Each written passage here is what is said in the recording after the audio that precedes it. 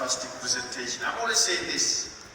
There's the Human Resource Development Council here in Botswana. It's worried about this big skills gap, skills mismatch between what us universities are producing and what industry wants. Now, the industry here is very small, but they want people who hit the ground running. So it's a big challenge to us. It's a big challenge to the government. It's a big challenge to HRTC. It's a big challenge to the Ministry of Youth. So we are looking for these programs that will allow upskilling of youth. So I'm very excited to hear that as part of your package, you also get involved in training.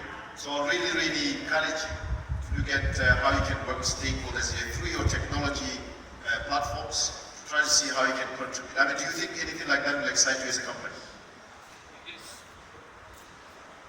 Most definitely. If I could just add on to that, in South Africa we have exactly the same challenges, and that's that gap between secondary school and university. And what we're actually lacking a lot of is what we refer to in South Africa as blue-collar workers. There is an absolute need for skills, and those skills are highly paid as well. To give you an example, in the year 2005, I was part of the education department in South Africa to do a study in the number of blue-collar workers that are actually fully qualified. Now, during 1975, we had between 25,000 and 30,000 qualified guys leaving institutions on a yearly basis entering the market. During 2005, we had only 1,500. Meaning that your average age of a qualified blue-collar worker in South Africa is now in the region of 60 years old. So your skills are leaving the market. So if you're just going to have engineers, who's actually going to be the guys that fabricate stuff, that make stuff, and that is the gap that we're intervening with from secondary school level to industry. You need skilled people, like you said, hit the ground running after school, or maybe even a year or two, short courses, courses loaded full of knowledge, but practical courses that can be utilized on a ground level. And those are the kind of skills we need, and we need to apply those guys and those ladies very quickly on ground level. Otherwise, we're not going to have skilled people that actually do the real job. Yeah, maybe just to continue on that thread, I mean, this is fantastic. And I remember having a drink, actually not far from here. I can't say where, at what drink I was having. And I overheard a conversation by a gentleman. He was Israeli. He was here because he owns a diamond polishing company. And I went over to talk to him. And he said in very harsh tones, I think you need workers, in very interesting English. What he was saying is, we need people with skills that we may look at very low skills in terms of compared to maybe office jobs. But he was saying, if you look at an economy, it's like a pyramid.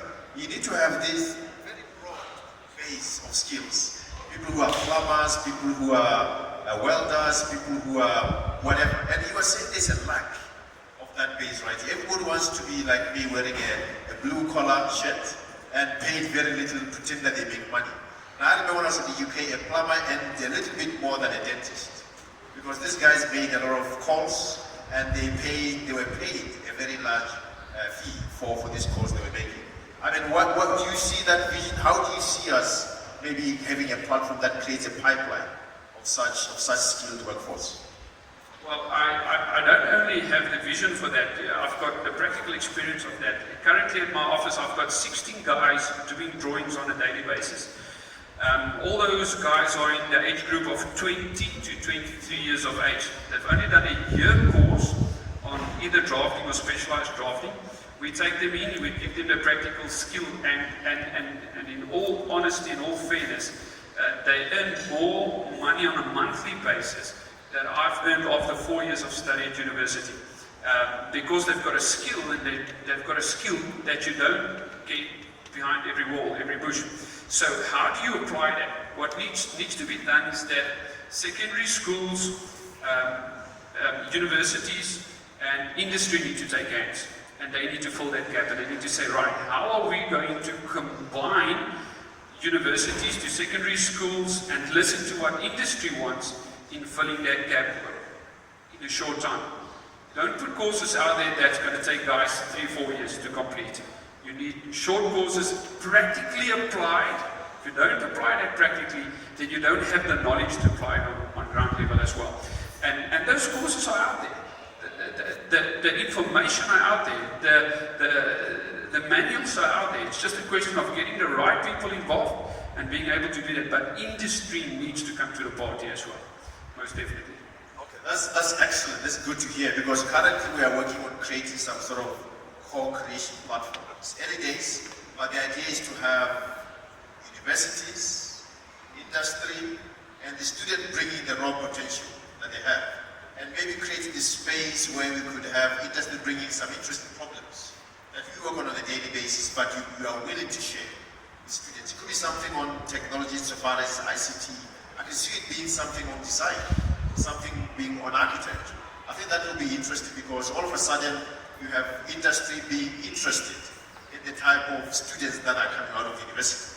And students being interested in working with industry because they're thinking we are getting the relevant skills. And us as university getting happy because obviously we are part of the mix. So thank you very much for that answer. And maybe just going forward, do you see yourself having some sort of permanent presence in Botswana, instead of maybe coming across the border, visiting and going back? Oh, absolutely. Just to give you a bit of background, for the past 24 up to 36 months already, we've been involved with the Botswana Education Department, visiting the offices in Francistown, where we've started this process. Exactly this. We say, but how do you get your nation to design? How do you get your nation to think broader and wider in terms of skills and accessing the working environment one day? And that's where it started off. So yes, we would like, as a South African-based company, with a lot of courses that we've developed locally in South Africa and implemented, to apply it within Botswana on a permanent basis. So how would we do that?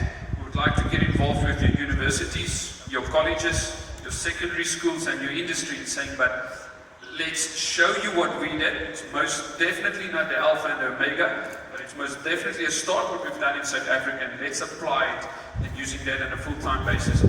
It's so easy for us to put down an office in Botswana, just across the border. Our material are being sold, our training material are being sold in the United States.